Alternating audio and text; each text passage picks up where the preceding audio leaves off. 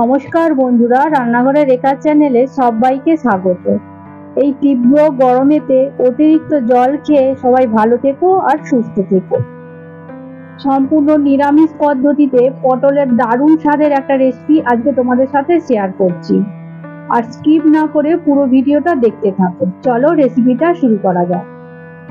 এই রেসিপির জন্য লাগছে পটল। তো পটল এখানে আমি 250 গ্রাম নিয়ে নিয়েছি, তো তোমরা চাইলে একটু বেশিও নিতে পারো। তো প্রথমে পটলের মুখগুলোকে আমি দুদিকে কেটে বাদ দিয়ে দেবো, দিয়ে মাঝখান থেকে অল্প অল্প খোসা আমি ছাড়িয়ে নেব।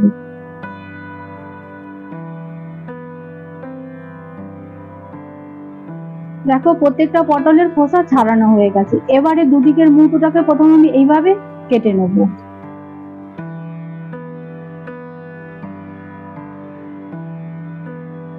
এইভাবে প্রত্যেকটা পটলের দুদিকে দুটো মুখ কাটা হয়ে গেলে মাঝখান থেকে আমি 2-8 করে কেটে নেব।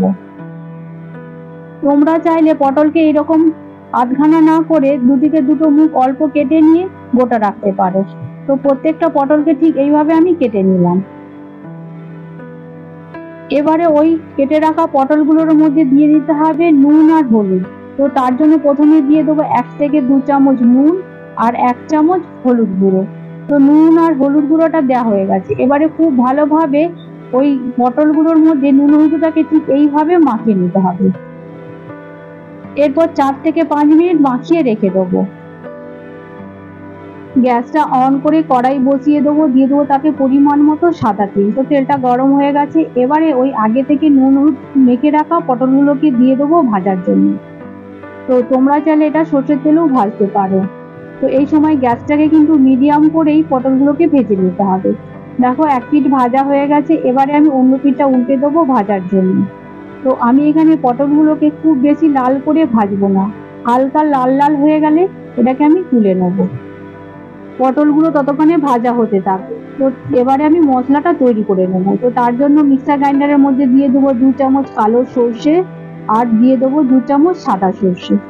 তো প্রথমে আমি শুকনো অবস্থায় এটাকে খুব ভালোভাবে আমি গুঁড়ো করে নিলাম। তো শুকনো অবস্থায় গুঁড়ো করে নিলে কি হয়, পেস্টটা করতে খুব সুবিধা হয়। এবারে আমি দিয়ে দেবো 2 থেকে 3টে কাঁচা লঙ্কা,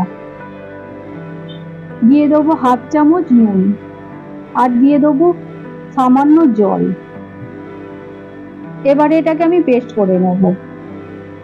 দেখো এটা ভালোভাবে আমার পেস্ট করা হয়ে গেছে। তো যেহেতু এখানে কালো সর্ষে আমি নিয়েছি, সেই জন্য আমি ছাঁকনি দিয়ে ছেঁকে নেব, কারণ কালো সর্ষের খোসাগুলো তো ছিদ্রে ছিদ্রে থাকে আর খোসাগুলো খেলে গ্যাস অম্বল হওয়ার সম্ভাবনা থাকে। সেই জন্য আমি ছাঁকনির সাহায্যে এই সর্ষে বাটাটাকে এইভাবে আমি ছেঁকে নেব। তোমরা চাইলে এখানে পোস্তও ব্যবহার করতে পারো। তো সমস্ত সর্ষে বাটাটা ছাঁকনির সাহায্যে আমার ছাঁকা হয়ে গেছে। তো এবারে দেখে নেবো যে পটলগুলো ভাজা হয়েছে কিনা। দেখো হালকা লাল হয়ে গেছে, তার মানে ভাজা হয়ে গেছে। তো এটাকে আমি তুলে নেব। পটলের এই নিরামিষ রেসিপিটা গরম গরম ভাতের সাথে খেতে দুর্দান্ত লাগে। তো তোমরা একবার হলেও এই নিরামিষ পটলের রেসিপিটা বানিয়ে দেখতে পারো। তো দারুণ স্বাদের খেতে হয়। এবারে ভেজে নেবো মুসুরির ডালের বড়া। তো মুসুরির ডালটাকে আমি আগে থেকে ভিজিয়ে রেখে বেটে রেখেছিলাম, সেটাকে আমি ছোট ছোট বড়ার আকারে তেলের মধ্যে দিয়ে এইভাবে ভেজে নেব। এই বড়াগুলো ভাজার সময় গ্যাসটাকে একদম কমিয়ে রাখতে হবে। তো কমিয়ে রেখে এটাকে ভাজতে হবে। কমিয়ে রেখে না ভাজলে বড়াগুলো পুড়ে যাওয়ার সম্ভাবনা থাকে।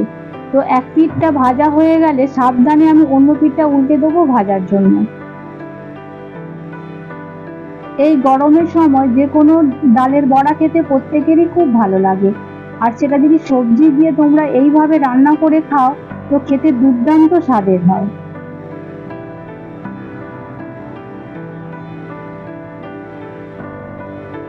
প্রত্যেকটা বড়াকে উল্টে পাল্টে লাল করে ভেজে নেবো। দেখো প্রত্যেকটা বড়াই লাল লাল হয়ে গেছে, তার মানে বড়াগুলো আমার খুব ভালোভাবে ভাজা হয়ে গেছে। তো অন্য একটি পাত্রের মধ্যে আমি তুলে রেখে দেবো। এবার একটা আমি টিফিন বক্স নিয়ে নেবো। তো সেই টিফিন বক্সের মধ্যে দিয়ে দেবো ওই গরম তেল কিছুটা, দিয়ে দেবো আগে থেকে বেটে রাখা সর্ষে, আর দিয়ে দেবো স্বাদ মতো নুন, 1 চামচ হলুদ গুঁড়ো, 1/2 চামচ লঙ্কার গুঁড়ো আর 1/2 চামচ দিয়ে দেবো চিনি। একটা ছোট সাইজের কুচনো টমেটো। তো সমস্ত উপকরণগুলো খুব ভালোভাবে মিশিয়ে নেওয়ার পর দিয়ে দেবো আগে থেকে ভেজে রাখা পটলগুলো। দেখো ঠিক এইভাবে পটলগুলোকে আমি ওই বক্সের মধ্যে দিয়ে দিলাম। ভেজে রাখা পটলগুলো দেওয়ার পর অল্প জলও আমি এখানে অ্যাড করে দিয়েছি। তো পটলগুলো ওই মশলার সাথে খুব ভালোভাবে মিশিয়ে নিলাম। তো এবার দিয়ে দেবো আগে থেকে ভেজে রাখা ওই ডালের বড়াগুলো। দেখো ঠিক এইভাবে ডালের বড়াগুলো আমি টিফিন বক্সের মধ্যে ঠিক এইভাবে দিয়ে দিলাম। এরপর দিয়ে দেবো কাঁচা লঙ্কা 4টে আর দিয়ে দেবো কাঁচা সর্ষের তেল। তো সমস্ত কিছু দেওয়া হয়ে গেলে খুব ভালোভাবে আমি মিশিয়ে নেব। মিশিয়ে নেওয়ার পর ঢাকনাটা ঢেকে দেবো। তো আগে থেকে একটা পাত্রের মধ্যে আমি জল গরম করতে বসিয়ে রেখেছিলাম। তো তার মধ্যে একটা স্ট্যান্ড বসিয়ে কৌটোটা বসিয়ে দেবো ভাপানোর জন্য। তো 10 থেকে 15 মিনিট আমি ভাপিয়ে নেব। তো 15 মিনিট বাদে ঢাকনাটা খুলে তো টিফিন কৌটোটাকে আমি নামিয়ে ঠান্ডা করে নেব। দেখো ঠান্ডা হয়ে গেছে। এবারে আমি ঢাকনাটা খুলে দেখে নেবো, দেখো ভাপানো পটল আর ডালের বড়াটা কত সুন্দর হয়েছে আর কালারটাও কত সুন্দর হয়েছে। তো এইভাবেই তৈরি হয়ে গেল ডালের বড়ার সাথে পটলের সুন্দর একটা ভাপার রেসিপি। তো তোমরা যদি এইরকম ভাপার রেসিপিটা গরম ভাতের সাথে বানিয়ে খাও, খেতে খুবই ভালো হয়। এই রেসিপিটা তোমাদের যদি ভালো লেগে থাকে তাহলে প্লিজ একটা তোমরা সাবস্ক্রাইব করে দিও আর লাইক শেয়ার কমেন্ট করতে কিন্তু ভুলো না। অবশ্যই এই রেসিপিটা একবার হলেও বাড়িতে বানানোর চেষ্টা করো। আর কেমন করেছো তোমরা কমেন্ট করে বলতে কিন্তু ভুলো না। ভালো থেকো, সুস্থ থেকো। ধন্যবাদ।